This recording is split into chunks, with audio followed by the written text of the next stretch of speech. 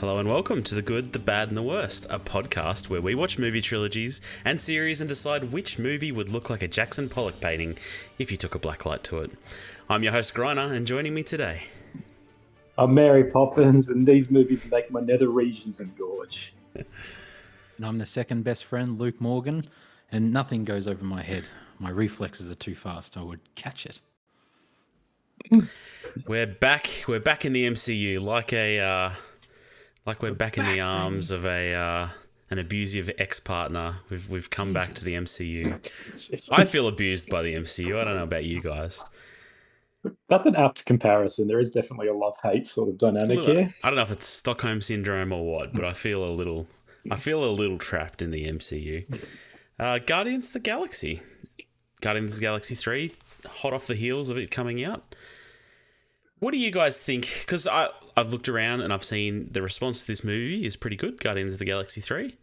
People are pretty positive on it. I saw a stat today that it had the second best weekend retention of any Marvel film for the last 5 years. So people are going and seeing this movie and going after, like, the next weekend. Yeah. What do you guys think it means for the MCU that the best MCU film in the last 5 or so years is headed by the guy who's now going to do the DC universe? Good things for DC. A worrying goodbye for the MCU to lose out on someone like James Gunn, who I feel like added a different vision and good movies to like the MCU. Always brought quality and stuff like that for the most part. I'm curious to see how he goes with DC.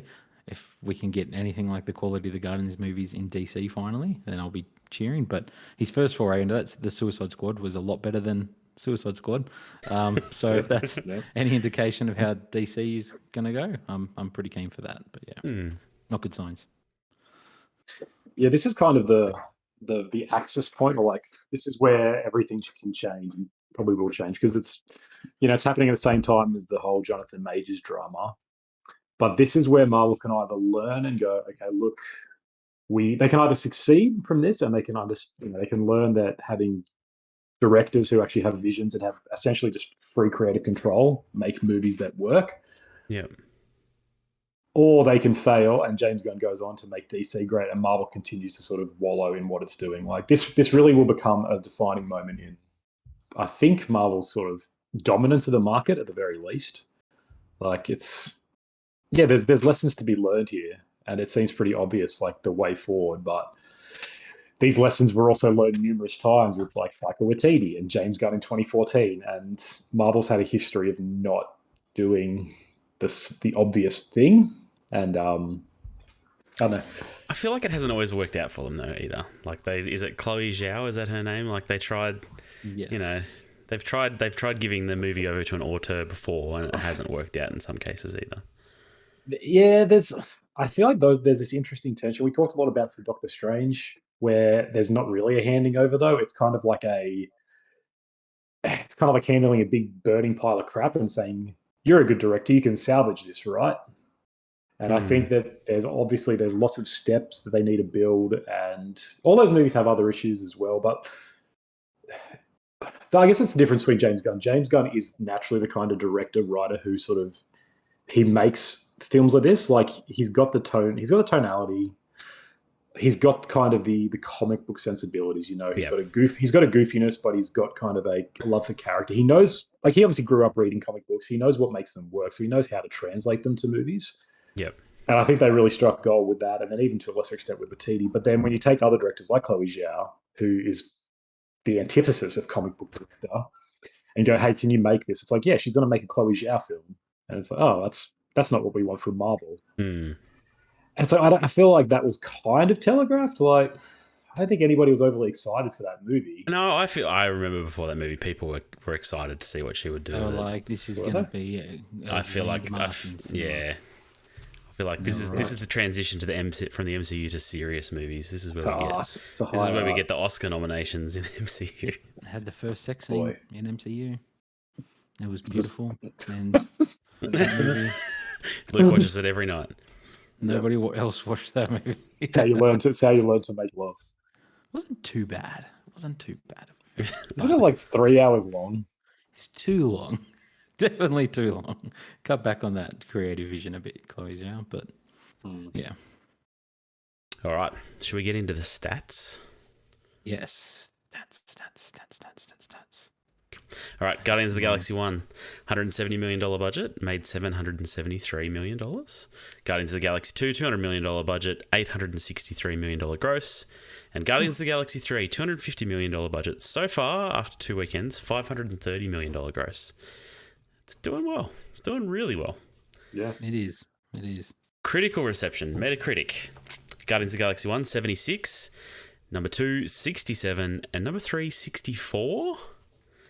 But IMDb tells a different tale. It's got an 8.0 for Guardians of the Galaxy 1, 7.6 for Guardians of the Galaxy 2, and 8.3 for number 3. The highest rating of the trilogy, according to IMDb. I am very interested to see where we all land on these because I'm not in the place that I expected to be. Really? And yeah, my reception on this rewatch has changed. So I'm curious. Obviously, we'll talk about it, but it's going to be hot takes left and right. I think there could be. And I have a question about where this trilogy fits within the pantheon of MCU trilogies, but we might do it at the end because it might spoil your feelings, but keep that in the back of your mind. Yeah. All right, let's kick it off with Guardians of the Galaxy 1. A group of intergalactic criminals must pull together to stop a fanatical warrior with plans to purge the universe. That is the byline for all 3 of these movies, I think. Very well could be. I feel like that's misrepresentative of Ronan. He doesn't want to purge the universe. He just wants to purge Xandar. What does he want? Can you explain to me what he wants, what he does, what he is? Genocide. He wants to wipe out an entire race of people. He really hates that one planet for some reason. They seem stuck up, so he just wants to wipe them all out. Xandar. All right, let's get this out of the way. This movie has a villain problem. Ronan is possibly the worst villain in any MCU film. Worse than the Dark Elf in Thor: The Dark World. Worse than everything and everything. Ronan's awful. And this is no comment on Lee Pace. Lee Pace is great, but Ronan is genuinely atrocious. He really is a boring villain. He has no exciting qualities to me, and I really I know his goal, but I don't know why that's his goal. I never quite could grasp that. It never was very clear. He definitely feels like he sits in Thanos' shadow. All of these movies are soaked with Thanos, and I think 2 of them are worse for it. But yeah, it's definitely a problem with this movie, and I think a lot of origin stories have this problem because they're not focused on the villain; they're focused on getting the gang together. That's not a bad thing. Not necessarily. He serves his purpose in this film. He does. This movie is about these characters, right? And you don't come away from this being like, what a great battle between Peter and Ronan. You're like, what a great gang of misfits. Yeah. And that's all fine. So, I'm not going to say this movie is bad, but I do think that as they go on, especially, the villain question becomes more interesting. And at least villains are meant to expose good character. Like, they create character, they reveal character. That's how they work.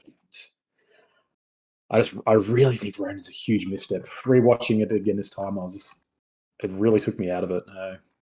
See, I felt like it was even better this time because I've now gotten the backstory on Ronan, which you guys are obviously missing the context because he's in another MCU movie, Captain Marvel. Is he? It takes place before Guardians. So I legit don't even remember that. Did you watch it? Yeah, I've seen that movie. Oh, okay. Yeah, okay. So that's there's a lot. No, he's not the main villain. He shows up. He plays a role in it as like a thing, but he decides not to mess with her because she could beat him up real good, so he leaves. Good villain behavior. Yeah. Turns up and doesn't do anything. He's there to show how powerful Captain Marvel is. Come back later to get Xandar when Captain Marvel doesn't care about this planet anymore, apparently. Okay. But here's the thing, I don't know. Like, I feel like Lee Pace is always good. So I like his scenes. I don't know. I've always liked the Ronan character. I love this movie. Like, I was saying it to Grana on the weekend, but like, I really love the first Guardians of the Galaxy, and I remember it been like I don't feel like I was really into the MCU in 2014 when it came out. And I drove a couple of hours to go to a cinema that was showing it and went there, watched it, and absolutely loved it. That I came back like the next day with my girlfriend to be like, which who's now my wife, like brought her over because I was like, you need to see this movie I just watched. It is, and I don't know if I believe this now, but I'm just saying what I said back then. I was like, this is like this generation's Star Wars. Like this is the second coming of Star So Wars. yeah, so this is better than Lord of the Rings. This sci-fi movie in Oh, space boy. with fun characters and all this. I was like, this is like a new Star Wars. It's very different than what Marvel was doing at the time. They introduced this whole cosmic stuff. Like back then, this was insane. People thought this movie was going to flop Yeah. hard. I remember before it came out, people were like, how is this movie going to work? They've never done any of this cosmic stuff in the MCU. And for it to succeed is a testament to how good it is, I think. It is, and that's why they even made it to be completely separate, right? There's the connection is there's a mention of Thanos, and there's this. He I shows think up in it. He shows up in it. That's like true. He's extremely Which purple back for some then- reason, but Yeah, he does show Back up in then, it. he's quite a big deal. That's like his second appearance in the MCU. But that's why I like Ronan is that scene. Like he stands up to Thanos, and I was like, oh wow, that's really cool. Like he's actually like, no, you know what, Thanos, I'm going to keep this stone. I'm going to destroy Xandar, commit genocide. Then I'm coming for you, and I'm going to take you out. And I'm like, that's kind of cool for this villain to go after the other big bad and be like, no, I have the power to do that. But then he gets bested by a dance off, and it's hilarious. I don't know. I think he serves the purpose well. I enjoy him. I don't. I had the thought watching this: is this the most important Marvel film? Do you think? Because even more so than Iron Man, and even more so than not Captain America, more so than Endgame or Infinity War, I think this might be like the most critical in terms of what the MCU becomes and like how they start to feel, how the tone they take, Yeah, the qual. Like really, because looking at this, it's like the witticisms, the sort of light-hearted fun. Every character has got banter. Every character is also aware that they're bantering, and they're always going, "Are we really talking about this?" Like every movie does. All of them do that now. Even And calling characters out what they're doing as silly stuff. Now Yep. everybody's Star Lord after this. Exactly. movie. Yeah. And really, just watching it again, I was like, this. It's pretty pervasive. Like every sort of this becomes the clone. And even characters like Captain America, who wasn't constantly witty and quippy, has become witty and quippy because, like, this is what we like. And I didn't realize it originally, but then rewatching, it's like, oh, this is actually the MCU. Like the MCU sees this, and ironically, it becomes the main sort of feel of what they are. Yeah. For better or worse, like James Gunn, I guess your mileage may vary on how much you like his stylings, but it's pretty fascinating, I reckon. Do you guys think so? Or, I don't know. Am I? Yeah, I agree. Like it definitely was a big tone setter for the movies that followed, and that Marvel dialogue that everybody is now tired of and makes fun of. It feels like this was the genesis of it in a lot of ways. It feels like. Yeah. I feel like before Guardians, I never left a Marvel movie, especially, but it was just like that was funny. Like that was Yeah. really funny. That was a really funny movie. And now I feel like every Marvel movie, Yep. no matter what it is, it's like, was that a funny film? Like No Way Home, Spider-Man, all this serious stuff. I'm like, was that a funny film? Like, was this one a funny film?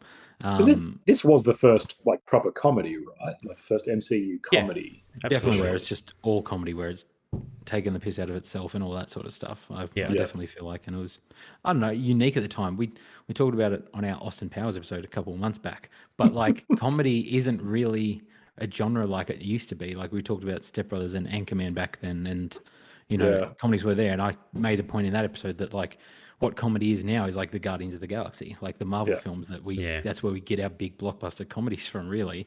And that started with this one. So yeah. It's something I've never noticed before, but 100% now. It's like, 100%. I think the other thing I noticed about this film was the good use of color. Like, there's a lot of color in this film, a lot of neon, and then that becomes something that's in a lot of Marvel movies after this as well. Obviously, particularly Thor, but even like Endgame and Infinity War are a lot more colorful, I feel like, than like the first Avengers, right? Yeah, for sure. Yeah, it becomes a lot more sort of visually identifiable.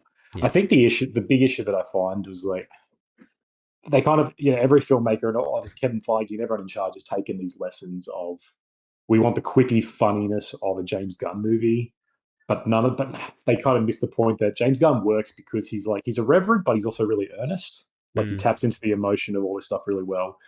He's got kind of a kinetic, like frenetic style, but he's also fairly competent. He's straightforward and like he knows how to shoot things. And like it's cosmic, but also grounded. Like it never gets way out of its league, dealing with all the intergalactic, like Ant-Man bullshit, like the quantum realm and the quantum realm. It's just like you're in space, and it's like, but it's the 80s. It's an 80s aesthetic. It's like tape deck sci-fi sort of stuff. Yeah, retro. It's so good. I love it. And that's kind of what works. Because it's like it's familiar but different. Whereas all the other ones are like, oh, they're funny. And sort of the lesson that they took that Marvel took from this is like, oh, funny dialogue is what sells. It's like, no, it's you can't just take that one piece. Like it's a whole package that works with Gunn's films. Yeah. But I feel like it also sort of dipped everybody's toes into the wacky world of comics as opposed to what the previous films were. I feel like most Marvel films before this, if not all of them, were pretty grounded, as much as they could be. They weren't dealing with outer space. They weren't dealing with talking raccoons or trees or anything like that. And I feel like that's what Chris Pratt and Star-Lord does well in this, is that it's very much not like a human out of place in this place, but he's like our closest thing to that, where he's talking about human references, his human music, Kevin Bacon, these movies and stuff like that. So it is very much like this is what it'd be like if the Marvel crossed over into like this crazy universe sort of thing. But yeah, you're right. He's a perfect avatar because he gets the culture we get. Yeah, but he's not constantly out of place, so we feel easily we feel part of it, but we also get the novelty of it all. Like, yeah, exactly. And this movie is really charming. Here's my hot take. Every time I rewatch it, I like it less and less. Oh, what? Yeah, I genuinely, I don't know. I don't know if it's all the things we've mentioned. If it's because I've seen I've seen Guardians of this in every single MCU film since. But I think this is the fourth time I've seen the movie, and I was honestly just like, this is kind of boring now because none of it is like it's all novel. It's all like here's a funny introduction with John C. Reilly talking about the Guardians. Like, yeah, okay, like that's not funny anymore. Ronan again, terrible. Like, there's a lot of time on the prison ship, which is fine, but it's just at the time it was amazing. Like, I truly agree. At the time I remember watching, I was like, this movie's awesome. This movie kicks ass. But I don't think I honestly don't think it holds up. I think it's a very... But that's because you've watched 56 MCU movies that try and replicate this humor now. Yeah, that is definitely part of it. But I do also think the movie is pretty messy. Like, it's got that classic MCU problem where it's trying to do a lot of things. It's trying to still set up some pieces for later. Yep. So it suffers by having that. It suffers trying to be really funny and be like, look how look how different we are. We're just having people talk about funny things. Yeah. And like, it feels like there's a lot of pieces mashed together to make this movie. And James Gunn holds it together. Like, in lesser hands, it'd be, we'd have something like Thor: Love and Thunder. But I don't think that just the Guardians. criminal thing. But yeah, we could talk about that. But I don't know. I think it's novel. I think it's a really novel film. But I just don't know if it's actually the greatest film ever. I'll let Grant go. Sorry. I was just going to say, like, I think there's something other Marvel movies do well. Like, there's some really big set pieces, some really big spectacle. I think this movie lacks anything really interesting in that way. Like, the final fight with Ronan sucks. When they're attacking his ship, I don't think any of that's that interesting. I think the prison escape is not too bad. I actually wouldn't have minded if this movie was a big prison escape movie, like a smaller story. You don't even need a villain then as much. That feels bonding in prison. System. Like, that feels like the whole point of the movie, right? It's like you get these mismatched characters into one area and have them bond by doing that. And whenever I think about this, I'm like, all I really remember is the prison escape, and then I'm like, there's something else later in a dance off. And they go to nowhere. It's about the only other big scene, which I don't mind that section too. But I don't know. I think the action is a little lacking in this movie, in my opinion. Oh, like, there's no big set piece to be like, I'm going to sit down and watch this big spectacle. Yeah, especially when you look at the other two films where they go. Like, Gunn, you sort of see his craftsmanship growing. Like, the action in this film is, I agree. It's actually, I think the action's actually pretty bad. Like, he doesn't really know how to shoot overly well, and he keeps cutting to widescreen during all the action scenes. I've really noticed it. Like it'd go to there'll be a conversation, and then it'll go to action. It'll just go really, really widescreen. I was like, stop doing this. It's really I disorienting. think that's the IMAX cut that is on Disney Is Plus. that, Yeah. is that Yeah. what that is? Okay. Yeah. Well, Yeah. I hated Which that. I was pumped when I found that on. That's the first time I've discovered. But it's that on not Disney right. Plus, Like, the it's two not how it versions. should be on your Yeah, TV it's- at home. It's stupid. Yes, exactly. But it looks good when it goes to IMAX. But No, it doesn't. anyway, I feel like I'm the outlier. I couldn't disagree more. This is one of my favorite MCU films, and I feel like this is the funniest MCU film. And Really, more than I went to the cinema 4 or 5 times to watch this, and then unbelievable. this would be my most watched MCU film. And every time I watch it, I'm sort of reminded of like, man, this is so much better than everything else. I'm like, I don't know, just the humor. I remember, like, tell me the endings of like Doctor Strange or Captain Marvel and all this sort of stuff. You don't remember that, but you remember the dance. You just named You shit remember that movies, scene. though. Like, No, but like other stuff as well. Like, you know, any of the MCU films. When I think of great endings, I think of Captain America flying the plane into the ice. That's a great ending. See, I forgot that happened. Uh, I forgot about that. how Captain convenient. America would kill you if he was a real character. I'd have the Guardians with me, but no, like I like this movie. Don't get me wrong. Look, I like this movie, and I do think it's funny. Like, I agree with you. I think it's pretty funny. But Is it funny? it has its problems. I feel 100 the humor in this. Sorry, did I cut out? Sorry, we all cut out for a second. Go ahead. Yeah. The humor in this, I feel, is better than the rest of the trilogy, where there's just stuff. I don't think so. Is it? We'll Are you get saying it's into better that than when we get Ragnarok? Are you saying it's better than Ragnarok as a comedy? Ragnarok could be probably its only competitor. Ragnarok and this is the two in the MCU that stand out to me as the funniest films. And I'd probably put Ragnarok over Guardians, maybe, just because of Jeff Goldblum. But I feel like Ragnarok loses its thing in rewatches. I've watched it like 3 times, and I don't know if I am interested in watching it again with dealing with all the other stuff. But Guardians, like, I don't know, I love the introduction of Star-Lord. Like, the whole intro with him playing the music for the first time, I remember, and I don't know, I have a very nostalgic thing for it. I remember going to the cinema and just sitting there and watching the opening scene with them, and the music starts playing, and him just like singing it out on this lizard thing. I was like, oh my God, this is so weird and hilarious. Him discovering the girl in his car, which now I feel like every comic book character's done that in their film. But back then, and him being like, what's your name? I got to be honest, I didn't even realize you were here. Like, I completely forgot you were here. Like, that sort of stuff, the introduction of all of them meeting, I love that scene. Like, the chaos of, like, Rocket and Groot trying to capture Star-Lord, Gamora trying to steal a thing off him. That entire sequence, there's just so many little comedy golds in there. Like, Rocket and Groot interacting in this, I feel, is, like, the best in the trilogy, where they're just like, he's just like, why are you smiling for? Stop It's about smiling. the only time they do interact, because Groot is a sapling in the next movie. Yeah, exactly. And it's like, I don't know, there's just, when he shoots Star-Lord, he's like, yeah, right. And it's just like, I don't know, there's just little comedy things that I find really funny. I like John C. Reilly and him just being like, oh, look, it's Star Prince or whatever. And he's like, no, it's cool to have a nickname. I don't know, it's something different to this film where it feels... There's some good random cameos. John C. Reilly, Peter Serafinowicz, Yeah, Glenn Close. Yeah, she's weird. It's so weird. It's a weird one. It's a weird one. In terms of set pieces, I've always remembered that final assault with basically the ship wrapping around Ronan's ship as like this force field thing.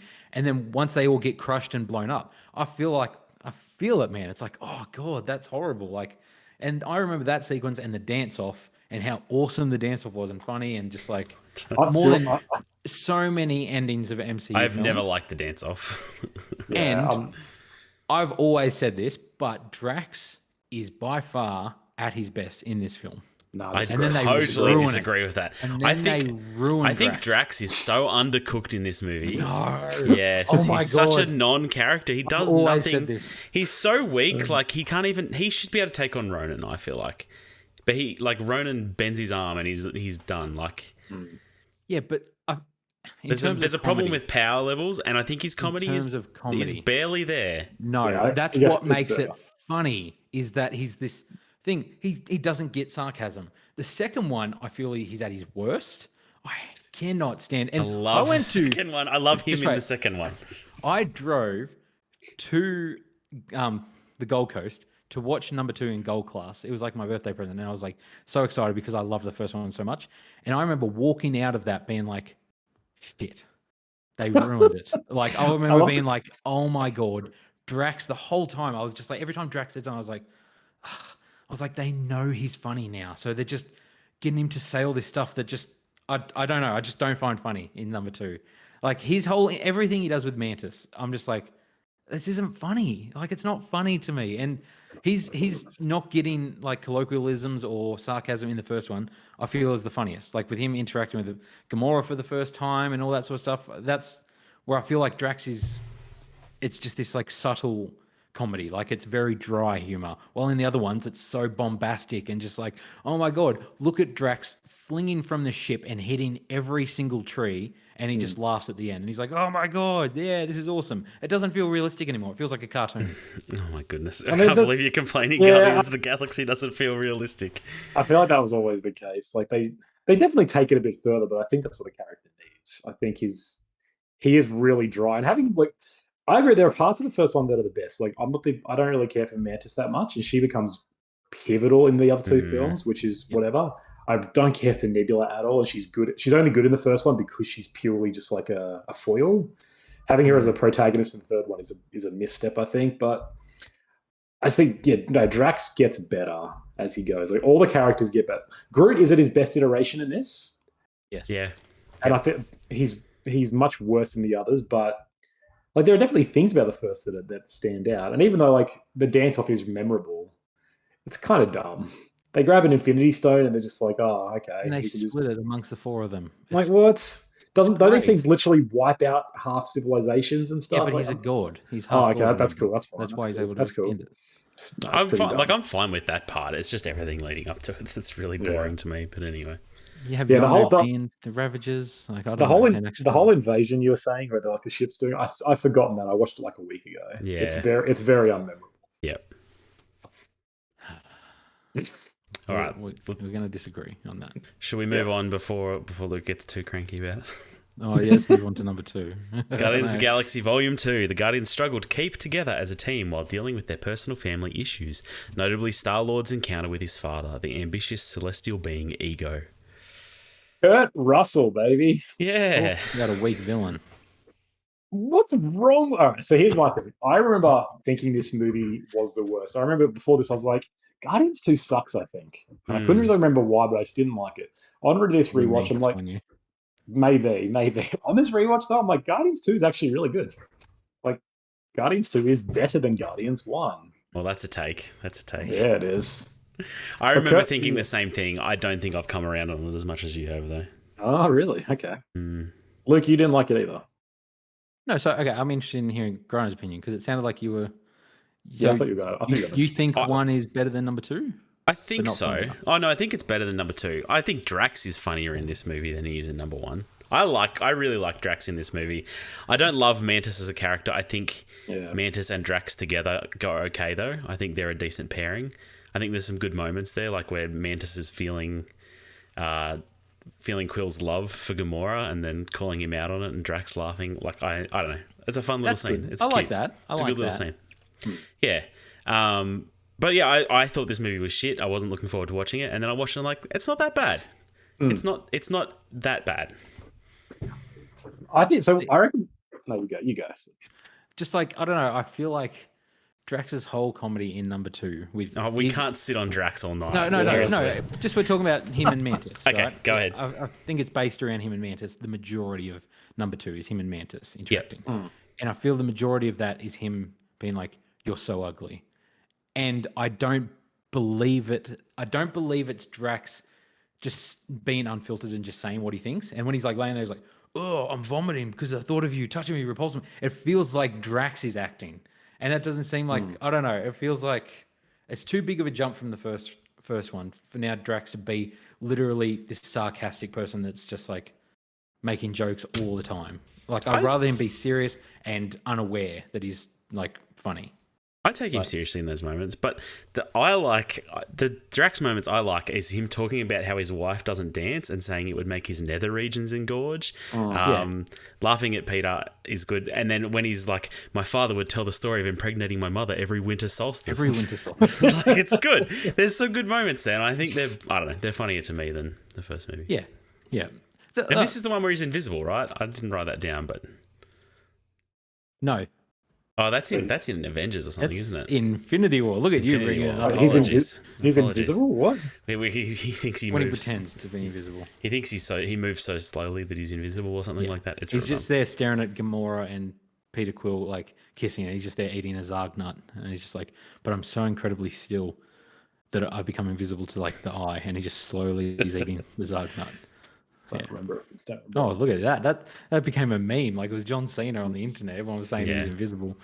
But I enjoy his interactions with the Guardians. I don't enjoy his interactions with Mantis, and I feel like that's my thing. When he's talking with Ego and he's saying, like, asking him, "Does he have a penis?" and he's like, Yeah. and then they're all outraged, and he's like, "Think about it. How do you impregnate your mum? If he's a planet, he would smush her." Like, that sort of stuff is funny when he's like acting serious about it. But when I feel like he's playing a joke on Mantis or acting, I don't know. I don't feel it.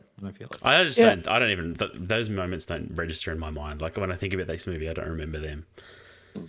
True. I think I agree. Like him and Mantis, they become the obvious pairing because they're both super awkward, and that's the whole joke, right? Yeah. That if every time they're with anyone else, it's not that funny because it's just one of them saying an awkward thing, and then everyone else is well adjusted. But by having two non-adjusted people bounce off each other, it's just kind of, and that's what I was talking about. Where James Gunn's his strengths are also his weaknesses. Like, he can go too far, and a lot of these movies have long sessions of like back and forth banter that kind of overstay their welcome. And there is a lot of just comedy of that in this, of just these two talking. And it's like, yeah, it is funny, but it wears out for sure. I think that what works for me the most about this is like, this is the one that this movie actually has a story and actually has emotional depth, right? Like, having the whole father-son thing is really good. So the whole Kurt Russell, his reveal at the end where it's just like, "I put a tumor in your mum's really stupid." I don't know why it couldn't just be, "I abandoned her," and she, I don't know. But anyway, but the whole parallels of that with Yondu and kind of think like that through, did he? No, Did not think that through for a villain. No, real flip. But the parallels with that, and then with Yondu as the father, is actually really good. And there really is like emotional gravitas given to what's his name? Yeah, whoever they know. I always Michael forget Rooker. Michael Rooker. I think Peter. Yeah, like, he does a really good performance, and he sort of has the whole angsty, like, he has that little face off with Sylvester Stallone, who I forgot was in this movie. Yeah, I know. Yeah, weird. Yeah. But like that whole thing, and like at the end, the needle drops, right? Gunn's great at needle drops. When father and son plays, it's really, really obvious, but it's still really good. Yep. It's like, you know how to nail the emotion in this stuff. Like, it's all solid. 100%. I'll give this film like the emotional side of things. Like, I still almost tear up during Father and Son every time. It's like an awesome scene at the end, and like his relationship. I really enjoy his relationship with Rocket in this, and obviously that leads into the third one, where it's basically panning the camera in Rocket's direction as the lead of these films now. But his like thing with Yondu is really special, I feel like, and something I don't know if I really caught the first time I was watching it as much, but obviously now with the third one in mind and everything like that, it's definitely a lot more special to watch that relationship between them two, sort of thing. But yeah, I think, like, there's actual something to this. Like, there is a story, and there is the whole found family thing that becomes the main theme of this trilogy. Yeah. Is actually finally explored. Like, the first one is getting the gang together, and you know, we're all lovable misfits, but this is actually like, no, we're a family. And Mantis and Drax, despite their comedy, working for you or not, they sort of become the heart of that family. Of like, they're kind of obnoxious and unbearable, but they're also funny, and you love them, and that's family, right? Everyone's got family that you don't really like, but there's something to it, and he taps into it well. I don't know. I don't mind Gamora and Nebula in this movie either. Like, I think their conflict and I don't know, getting it out there and talking about how how Gamora never went soft on Nebula, right? Like, she always just tried her hardest. She just wanted to win. Yeah. Like, I don't know. I think it's them realizing that their conflict is because of their abusive father. There's a lot of heart to this movie, and I like that. Yeah. This movie is about abusive fathers. Literally. It is. They kind of all are in a way. They're all sort of about that damage left by fathers. Like, well, not even fathers, but like, by parents. And like this one's a literal godfather. The first one's about, his mother dying and sort of being adopted by this and being an orphan. And the third one we'll go into, like, that's a timeless thing. Yeah. I do like, as much as it's silly for Ego to say that, I do like Peter just shooting him straight up. Like it just crosses the line. He's just like, what? And just starts blowing him to smithereens in front of his face. So I like that. I think it's true to Peter's character. But yeah. Do you guys like Nebula as a character in general?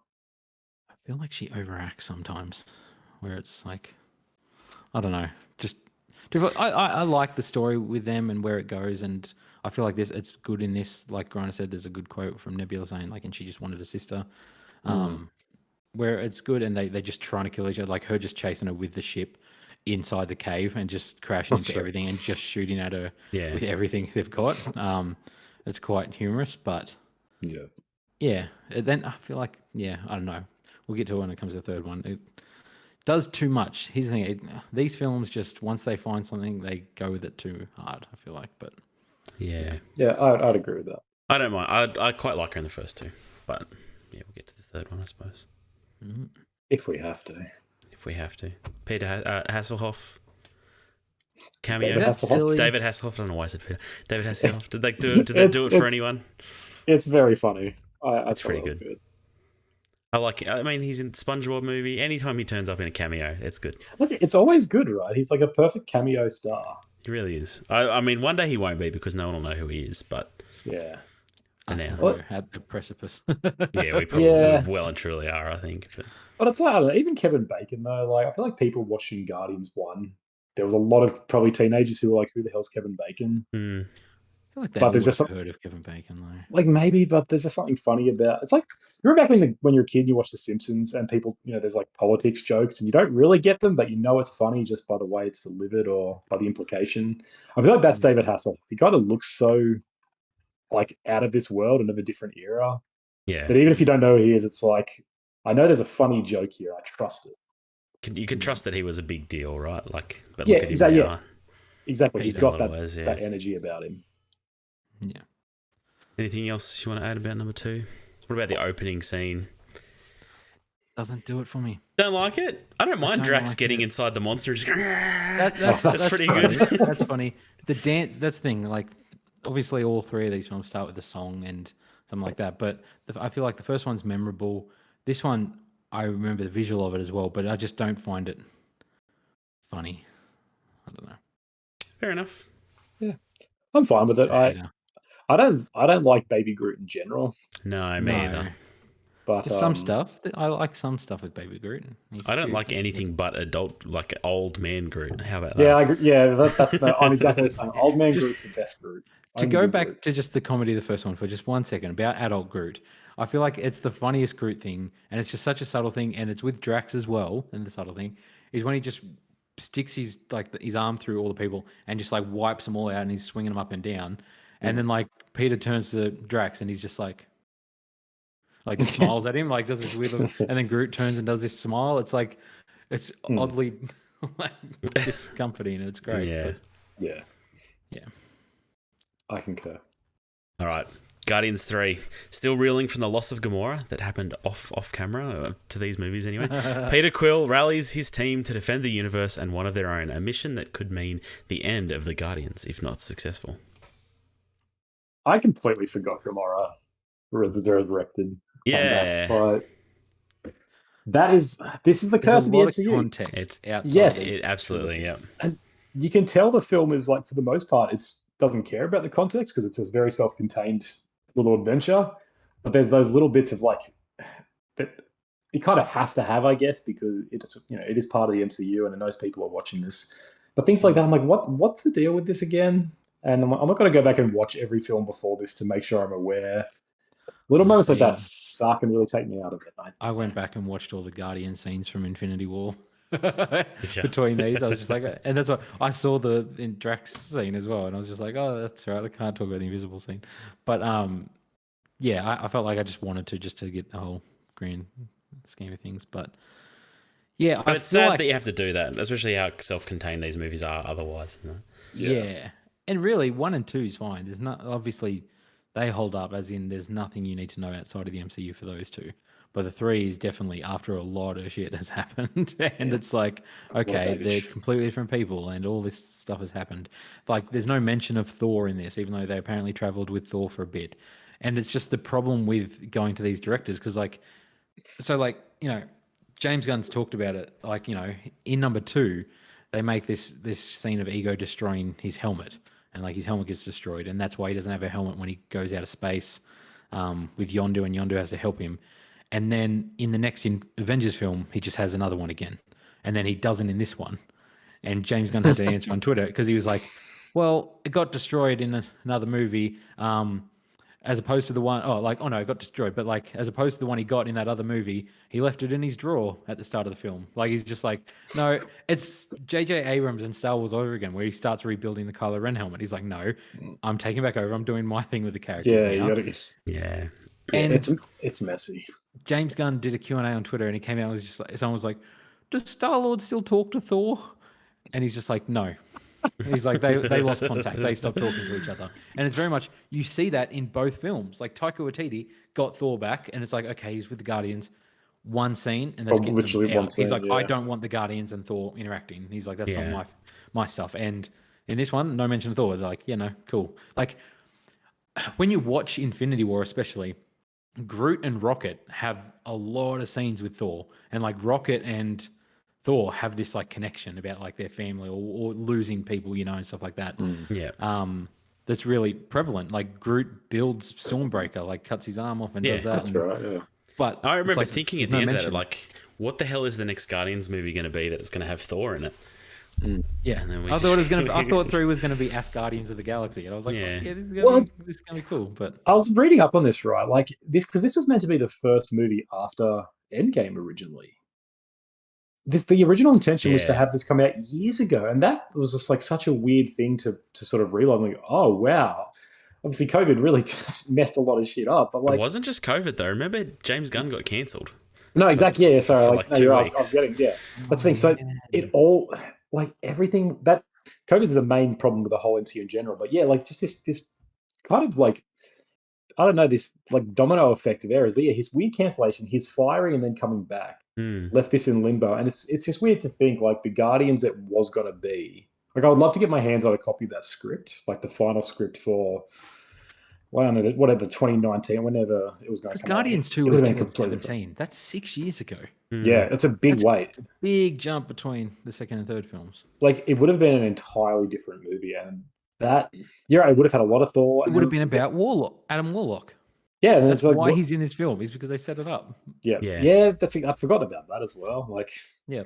I know it's always interesting, like, watching how the MCU does that. How, like, what would a Thor: Love and Thunder looked like in the face of that? But anyway, we could be here all night.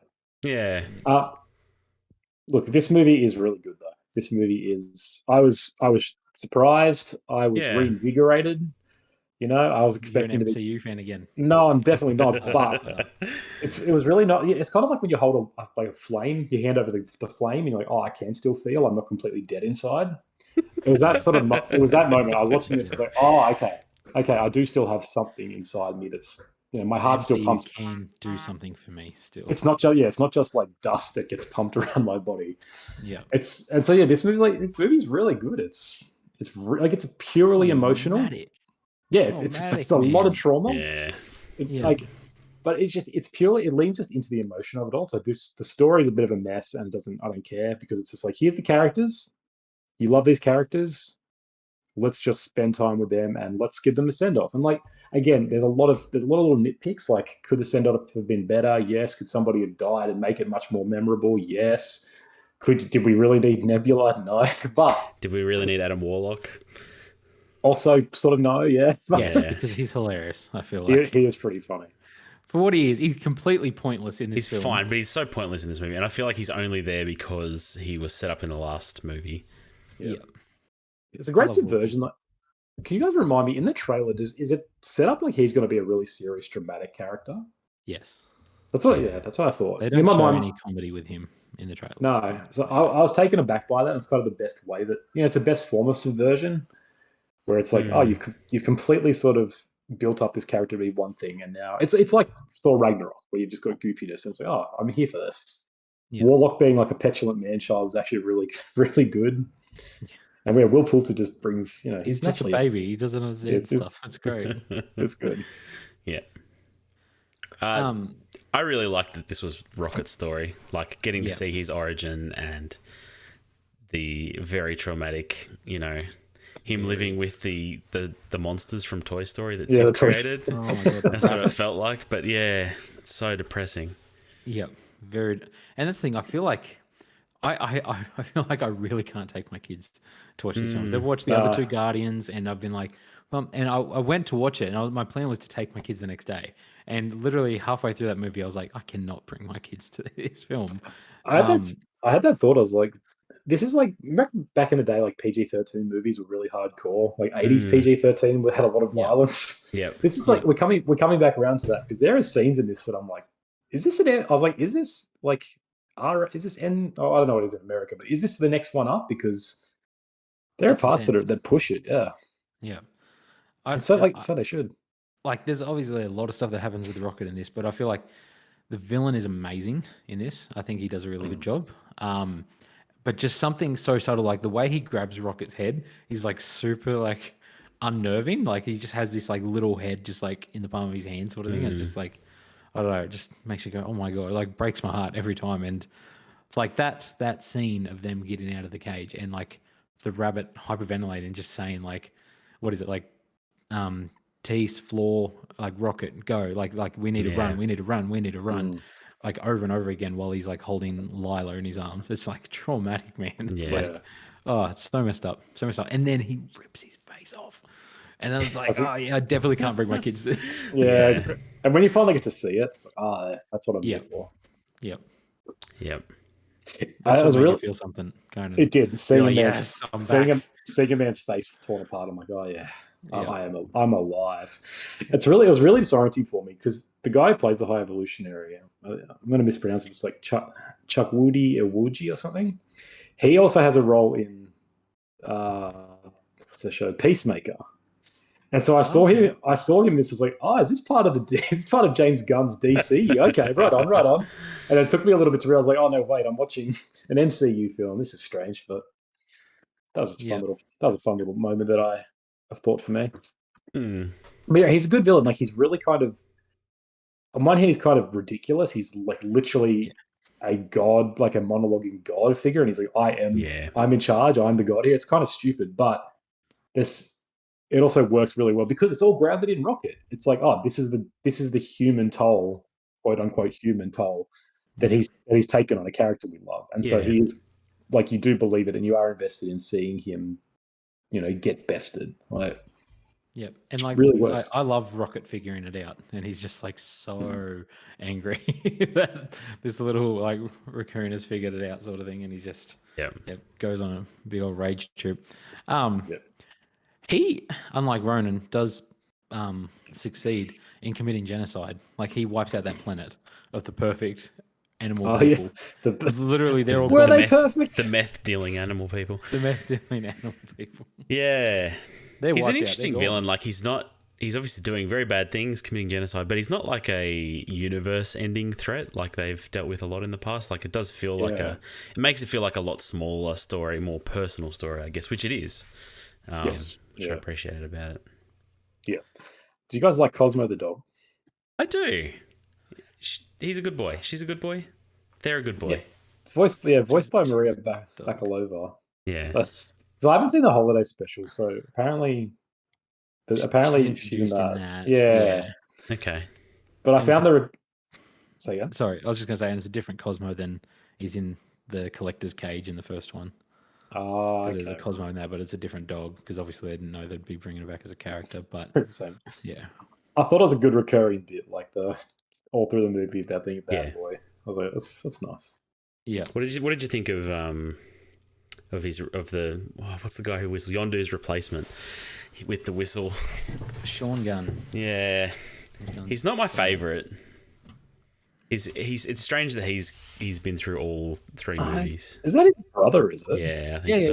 Yeah. And he does the mocap for Rocket. So he's always the one in the Oh, mocap. does suit, he? Like where Drax is patting him. It's like a photo of like Sean Gunn sitting there in a rocket, like in a mocap suit, getting patted by Drax on the head, and yeah. So he does all the mocap. Bradley Cooper does the voice, obviously, and then that's James Gunn's brother. So Oh, there you go. Yeah. Yeah, I'm not a huge fan. Like he's not a Michael Rooker is a much better actor and character. I wish he was still in it. Yeah. But we can't. But it's a nice little he gets his moment as well. He learns to whistle. Is that the most overpowered weapon in the world? Yes, it is. Absolutely. Holy crap! Where was Yondu during against Thanos? Right. He's dead. Well, then why don't they bring him back instead of bringing Gamora back? Yeah, true. Have it in a different movie. Don't blame James. Like everybody should just have that weapon though. Every single person should just get the implants and I have whistle arrows. He wipes out that entire ship while he's just. That's what I mean. It's ridiculous. It's so stupid. Goes through every wall. Goes through every person. One hit, one kill. Yeah. I don't know what the mechanics of that are, like using the whistle, but it's a talented man. That's a talent. No, yeah. I have so many questions. Yep. Either way. I don't know. I like Drax's comedy in this again. Not as much as the first one, but no, I think he's the best in this. I like the couch scene where he just keeps going to lay on it. It's pretty good. It's pretty funny. But yeah. The bit that gets me is when he's on the ship and he's with the kids and he's like, "Is that Peter? Tell him I said hi." Yeah. It's great. He's very oblivious to their impending doom. And I really like their emotional, obviously it does a good job of wrapping up. I feel like everyone gets their emotional climax or something, but the line about him, not being a destroyer and being a dad, because obviously the whole plot is that he lost his child and wife. It's like a really nice moment for Drax, I feel like, where it's just like, oh no, that's a good ending place for him. And Drax is, Batista has come out and said, he won't be doing anything else with Drax in the future. So that's that. Yeah. He will go to DC. He'll be showing up in DC. Bane. Give me Bane. He's the perfect Bane, yeah. How do you feel about him dancing at the end? Because I feel like 3 films are pretty much built on the fact that he's like, I hate dancing. I love my wife because she doesn't dance. But that's the point of it. Apparently, he does the same dance that he watched Groot doing when he was a baby, in the plant and stuff like that. He's doing the same sort of motion. I don't know. I didn't like it. I felt like he should be the only one still just standing still because he just hates the idea of dancing. But because that would have been more on brand, right? It's him shedding the Destroyer moniker and becoming the Dad moniker, right? Exactly. I guess, but yeah, I don't know. It would have been. I think it would have been funnier if he didn't dance. Yeah, you're right. Yeah. Do we like this Groot? No, I think he's ugly. I don't like the way he looks. He looks. Here's the thing: the first Groot, as much as we go back to the first one, but the first Groot, the adult one, looks the best. Visually, I feel looks the most. I was surprised. I was like, oh man, he looks really good. This one looks silly. It looks. I don't know. Apparently, I feel like that's playing into the whole that he hung out with Thor a lot, and so he's gotten into this buff thing. That's why he's built, But he's gotten swole. Yeah, but I didn't mind the little gun katars equilibrium style. Yeah, scene where he's pulling all the guns out of himself. It's kind of cool, but oh, he does some cool things, but he looks a bit doesn't look right. No, he looks really. I don't know what it is, but he looks really strange to me in this movie. It's the head. It's the head. Yeah, I think it is the head. It's too smooth and flat, plasticky. Yeah. Yeah. Old Groot looked like an old. Yeah, he looked like he had expected Tree Man to look like. He looks like a tree beard. Yeah, exactly. But just think about the assault on the flesh ship. Nathan Fillion. And we get Nathan Fillion. Freaking good in this, huh? He's pretty good. So funny. So he turns around and he just stares at the dude. Tickles me. I got one of those. Yeah. I love it. That scene reminded me a lot of both Quantum Mania and the Rick and Morty vibes that it gave me. Yep. I was gonna ask, was this? Because obviously Quantum Mania was written by Jeff Lovelace, who's a Rick and Morty writer. Was this written in some part, or was was there some involvement with this? Because think so. stuff like that felt real Rick and Morty. I'm like, is this just is this what Kevin Feige wants? He's like, hey, everybody, can you add some Rick and Morty into your films, please? Or it's just since 2017, James Gunn's watched all of Rick and Morty, and he's like, oh yeah, I like Rick and Morty. I'm gonna. I wouldn't put like film. That is a pretty good explanation. That he's just like, that's funny. He relates to people that are cancelled. But my kindred. Yeah, he started watching that after that. He was like, yeah, all right, I'll get into this. But you're right, that whole planet part, that planet scene feels very Rick and Morty, which is like, which I didn't hate. It is what it is, but I didn't dislike it. I liked it more than those sort of scenes that we got in Quantum Mania. Yeah, like there's that scene where with the guy with the carrot head, where he's like, shoot, that guy looks like a carrot, just cuts to it, and he just looks really scared. Yeah. And now you can compare that to that part in Quantum Mania where Michael Douglas is like, that guy's got a head like broccoli. And then you just see him like an alien with broccoli, and it's like, that's not funny. Yeah, that's a funny scene. I watched that. It's not funny. It's not funny. Like, he's doing some big speech, and then he's just like, Jesus Christ, that guy looks like broccoli. It's funny. It's not don't funny. hate on Michael Douglas. No, I don't hate on Michael Douglas. He hates as well the fact that they're like, Michael Douglas, can you please look at nothing and say this line? And he's just like, wipes the tears with money. But this is a good use of that. This is actually a funny part where it's like, shoot, the guy looks like a carrot. And then at the end, he's just like really relieved. Do you feel like they go to someone sacrificing themselves in space too many times? Like it's in every film where we see Peter. I really dislike he'd be dead. Quill's ending. Well, how has nobody learned this lesson yet? That you've got this little puck that you can carry on you, and it will save you from this. They place it on their chest and just bubble wrap goes around. It's so easy to solve. You had a helmet that solved this. Why are we going back to this again, where you're freezing in outer space? That bothered me a lot, honestly. Didn't have time to think about it. We're going back to the well. How many times have we done this?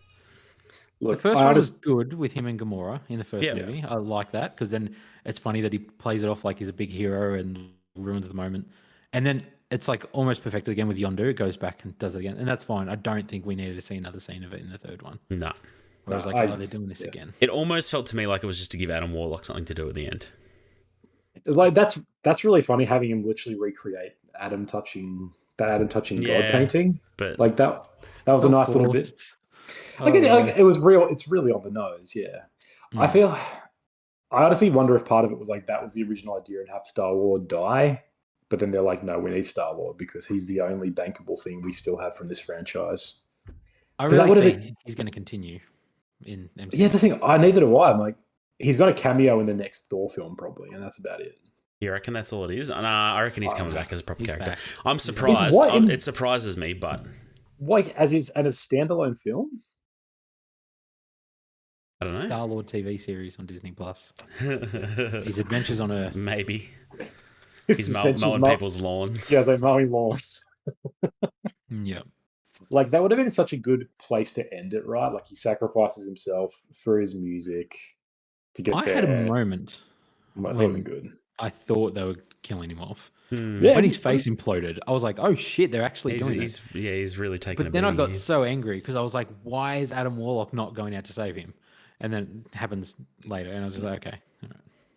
But still, it shouldn't have taken him that long. He's just watching him puff out like a fish for ages. But and it's weird. Just kind of it comes back like it deflates, and it's like, okay. He should be. That's the thing. Like you see these scenes, their skin is frozen and like they're basically breaking apart, and it's just like. You don't just recover. You don't just warm up and be like. But there's a mention in the first movie of like, her implants will keep her alive for a few more minutes. We're talking about Gamora. Oh, that's right. I assume everybody in space has those implants. And he's a god, so. And he's a literal god. He can do god things. But he doesn't anymore because he killed Ego, so he doesn't have the powers anymore. Lost his powers. Lost his mojo. Is he completely godless with that? Or is Apparently, that's what Ego was threatening. Though. Yeah. The God part is impotent. Unanswerable questions. If he takes a couple of Viagra's, he's in God mode for like 2 hours. Yeah. Yeah. Gosh. Yeah, like this movie is pretty like the movie's messy, right? It's really long. You could easily probably cut it about half an hour. There's just a lot of times, like there's a lot of time just spent following weird bits and pieces. But it's all kind of in service of just the emotion just builds on that. Like. You're right, Chris Pratt sort of near dying is a real dumb fake out. But then it's still, they don't waste that at least. Like, they still give him a pretty solid send off. And I I don't like know. him giving Rocket the Zune. The Zune. Yeah. Yeah. Like, So- it's good. Something in talking about ranking, I just want to say, what do you guys think is the best music use in these films? Which song were you like, okay, now that's the scene, other than Father and Son? I don't know, 'cause Yeah, I feel like that's the most standout. Father Yeah, that and is Son probably was the really best good. one. Like the opening, like I said, the opening of the first one is really Yeah. good. Come and get your love, whatever. That song's kind of had a second life. I feel like, Like, I mean- all the songs in the first one got their second life after that first Even movie came out. Mr. Whatever the song is at the start of the second film is everywhere. It was everywhere for a while Oh too. yeah, whatever it is. Yeah, Mr. Blue Eyes or Mr. Brightside or whatever it is. it's not Mr. Bryce. Yeah, no, you're right. Yeah, hey, Mr. Blue. Yeah, you're right. Like he's got a gift. James Gunn has a knack for needle dropping stuff. I really like the chain by Fleetwood Mac when he fights Ego and like he starts, I don't know, picking up the dirt, and when he becomes a god and he starts using his power because Yondu says use your heart, not your head or whatever. Yeah. Well, I tell you, I didn't like the Florence and the Machine song in the end. I was gonna ask, what did you guys think of that? Because it's definitely out. It's not of the same era as the other music in these movies. No, and It's like an interesting choice. Yeah, and it's meant to be doing a lot of heavy lifting, and it doesn't work for me. A lot I of like people that song, loved it. but I don't know that it's the right song for this. Yeah, Yeah. Didn't hit me. It just felt like, okay, they're wrapping it up, everybody's dancing like a bunch of jackasses. Yeah. I don't like the Creep acoustic version. I hate You don't like Radiohead it? with it. I mean, I hate Radiohead I know with you every hate bone in my Radiohead. body.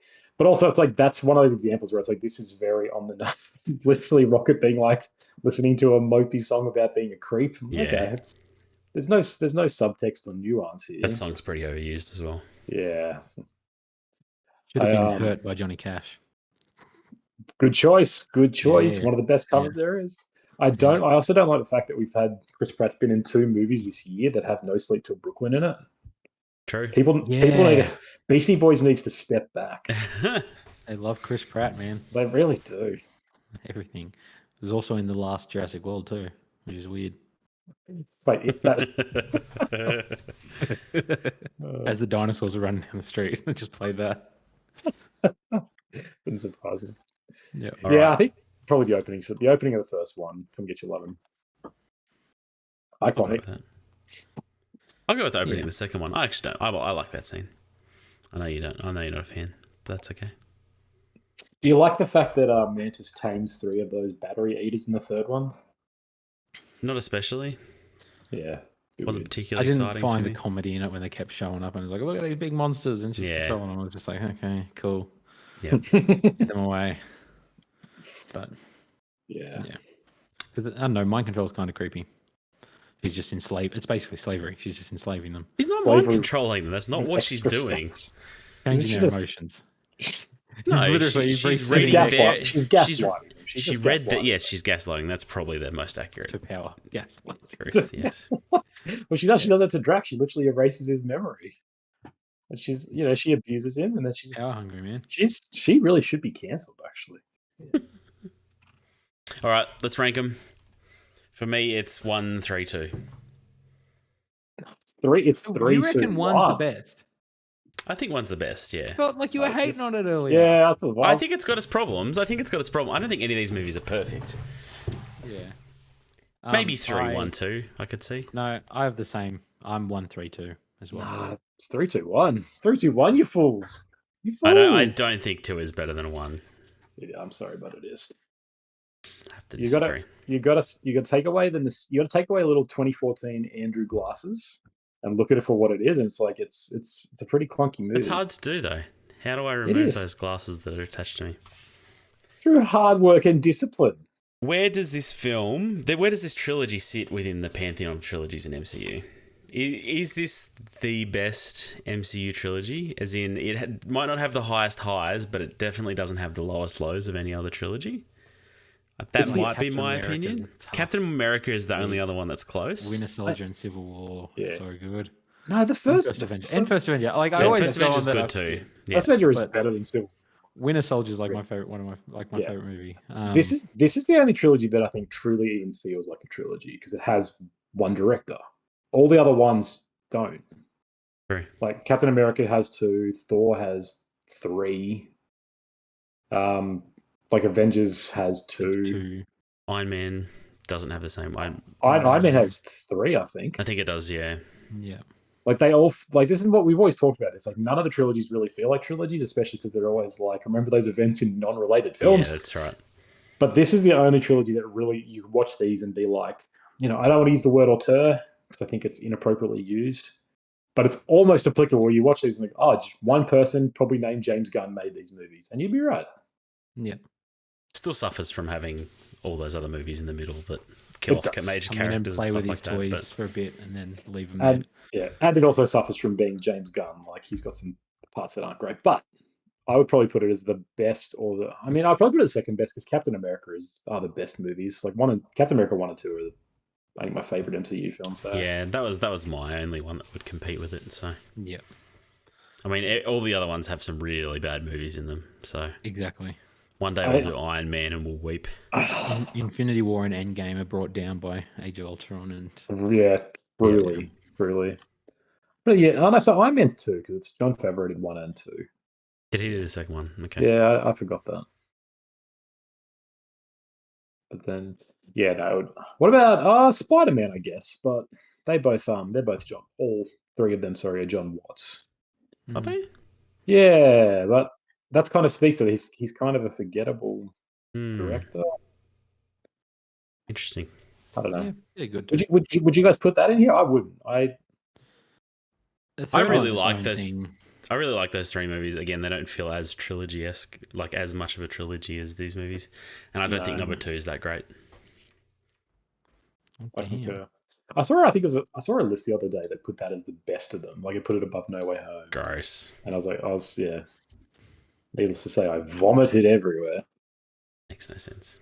No, I agree. Sets us up for Invisible War or whatever it is, which is never going to come out. Secret War. It's coming out in like 2 months. Apparently. Yeah.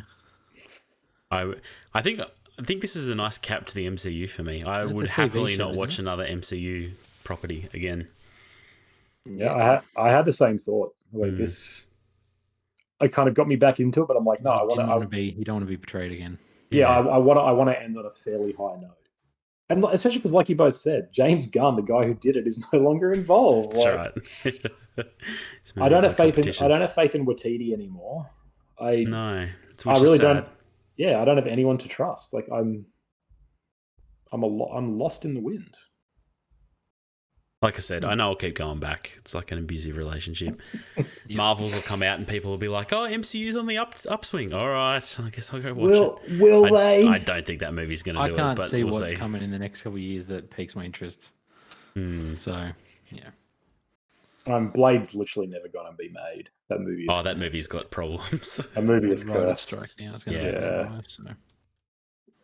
But yeah. All right. That was Guardians of the Galaxy. Next fortnight, Luke, what are we doing? It's your pick. Well, please don't send us back to the MCU. No. I'll give you guys a choice. Do you want to do a quadrilogy or a trilogy? I don't really care. Yeah, I'm okay either way, I think. I'm aiming for 180 movies this year. So as long as they're not 4 3-hour-long movies. No, I don't think so. 2 Avengers films are 3 hours. So quadrilogy? Yeah, let's do it. All right, we will be doing the Hunger Games. Oh God, I take it back. Can we do it? I have only ever watched the first one. Oh really? So I've never watched the others, but yeah, I checked their Rotten Tomatoes out. Mostly good quality. There's apparently one bad one, but I've never watched the other 3. So I enjoyed the first one back when. So I like those movies. And my wife There's a new one coming out, I think. So that's right. My wife will be really happy with that choice. So yeah. Okay, glad someone will. All right. Well, that wraps up this podcast. Thank you for joining us for the good, the bad, and the worst. We are working on another podcast. Keep your eyes and ears out for that. Top secret. Don't tell anyone. All things in life, MCU and everything else in between. MCU and religion and everything in between, right? Yeah. Yeah, they're my 2 topics I've got so far. This podcast was brought to you by The Taste of Iron by Conan Clark. Oh, I here's don't some have beer mine stuff. with me. Here you go. Oh, look if at you that. want one, He's got get a in trilogy touch. of them. Check it out on Amazon. It's a great book. Thank you for joining us for The Good, the Bad, and the Worst. Rate us on iTunes. Rate us on Spotify. Tell your mum about us. And we'll catch you next time. Peace.